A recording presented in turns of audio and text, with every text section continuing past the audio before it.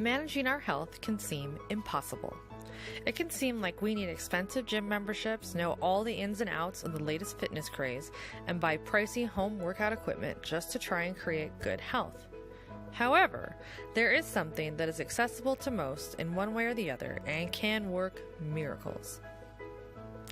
Walking is something that many of us do every day, but few of us understand just how potent a pill walking can be. Taking the time to walk daily, consistently, and in volume can improve health outcomes in type 2 diabetes, hypertension, and is an excellent weight loss tool for management and weight loss.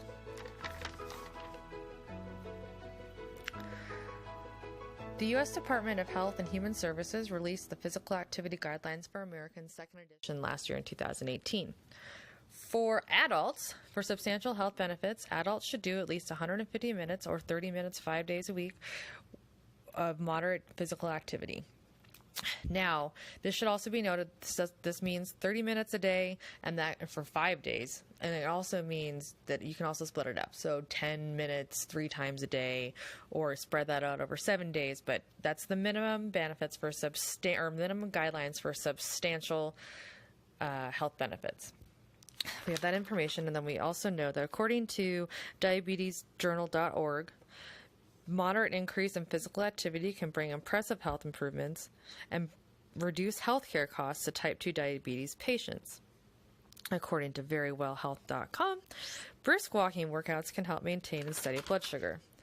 Now, the American College of Sports Medicine, under the Exercise as Medicine Initiative, released this statement about aerobic activity, which is walking, or which can be walking, and diabetes. But just one session of aerobic activity can improve blood glucose and insulin action for up to 24 hours or longer, meaning that blood sugars are more stable and that insulin is able to be more effective because the cells are more able to take it in, reducing a person's reliance on external insulin. So the exercise prescription for type 2 diabetes, also from Exercise as Medicine, with walking, is 3 to 7 days of fairly light to somewhat hard walking a week, starting at a few minutes at a time for beginners and gradually increasing in duration until you meet those minimal guidelines. So obviously, walking can have great improvement for both the health outcomes of treating diabetes and also the expense of treating diabetes. Another thing that walking is extremely effective for is hypertension. Now, according again to the Exercise as Medicine Global Initiative, hypertension, or high blood pressure, is the leading cause of death worldwide, but 30% of people suffering from hypertension don't even know that they have it. Untreated hypertension can lead to stroke, heart attack, peripheral arterial disease, and kidney failure, among other problems.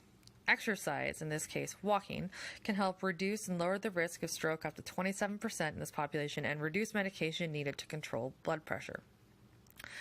Now, according to the study Walking and Hypertension, those with the highest systolic BPs had the most dramatic improvements in blood pressure. So we know that taking people who have the higher their blood pressure reading is, actually the more benefit they will get from aerobic activity. Also, we know that the exercise prescription for hypertension is the same for diabetes when it comes to walking. The exercise can be broken up throughout the day: short morning walk, lunch after, having a walk at lunch, after dinner, etc. However, it needs to be broken up so that a person can be able to get into the physical activity in their daytime, in their daily lives, so that they can incorporate that in and get those benefits for hypertension. Now, walking and weight management is also another really important thing to focus on. According to Healthline.com, walking is so great for weight loss because not only is it free and low risk and accessible, and it's easy to incorporate, and important because physical activity and exercise burns more calories and helps to create a deficit which is needed for weight loss.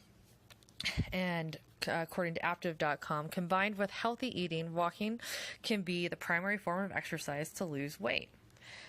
Great. How do we start?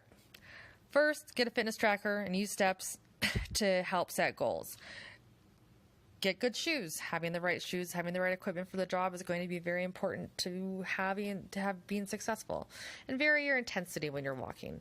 Choosing to speed up, slow down, pick a point in the distance, walk as fast as you can to get to that point, recover.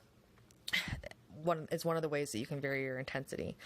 And then finally, finding other measures to assess progress, like if you're breathing easier, finding that you have more endurance, how your clothes fit, etc. All of these things give you a different focus rather than just weight, to help you focus on the things that are just as, if not more important, as weight loss management, and give you other goals.